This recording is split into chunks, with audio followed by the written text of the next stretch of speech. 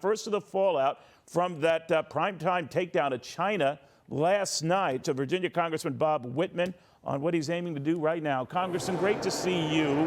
What happens next? Well, Neil, this committee is about uncovering and divulging to the American people the true breadth and scope of the impact that the Chinese Communist Party is having on the United States and the world. Our committee can't put forth legislation to pass it, but we can put forth ideas and draft legislation to get it to committees of jurisdiction, and that's exactly what we will do. This has to result in action, in legislation that passes the Congress. I think all of it will be bipartisan legislation. As you pointed out, China's inserted itself in almost all aspects of American society, down to a lot of our real estate, a lot of our businesses.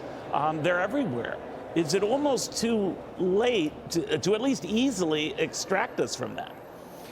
Well, it won't be easy, but we need to strategically isolate China. We need to make sure that we regulate their financial impact in markets that directly fund the CCP. Stop the sale of agricultural lands to the CCP. Stop the sale of critical lands around military bases to the CCP.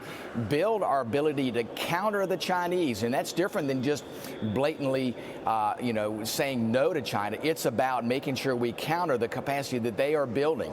That takes effort. And Neil, we have to do it at the speed of relevance. We don't have the luxury of time. We've allowed them to catch up with this over the last 2 decades.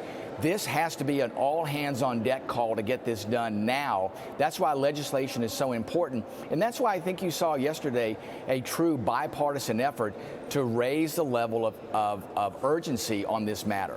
You know, it's interesting, Congressman, as you're talking here, we're learning right now that China is no longer a top 3 investment destination for most U.S. companies. So something has changed there. And I'm wondering if companies that are entertaining doing business or expanding in China should be prohibited from doing so by the U.S. government. Many of your colleagues were talking about that. What do you think?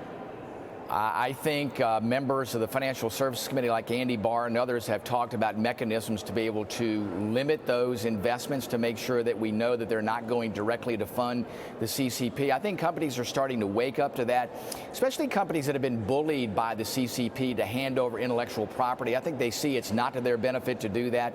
I think, too, they're looking for the government to level the playing field to make sure there's a set of requirements for everyone in the investment realm to regulate how investments might go to the CCP and enhance the Chinese. Listen, I think if we don't do that, we are feeding the wolf that will eat us.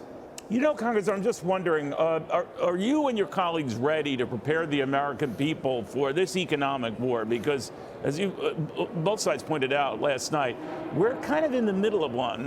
Whatever happens militarily, we hope nothing does happen militarily, but that it stands to hurt us a lot, as it presumably hurts China a lot. How do you position the American people for that? Well, Neil, we have to, as we did last night, lay out to the American people what the threat is and what's necessary to make sure that the Chinese don't overtake the United States in the world economy. And when they do that, they will look to displace us. It's not just competition. It is them being our adversary. And we have to communicate to the American people that this is going to take some tough decisions. It is going to take some sacrifice. It's not going to all be an easy path.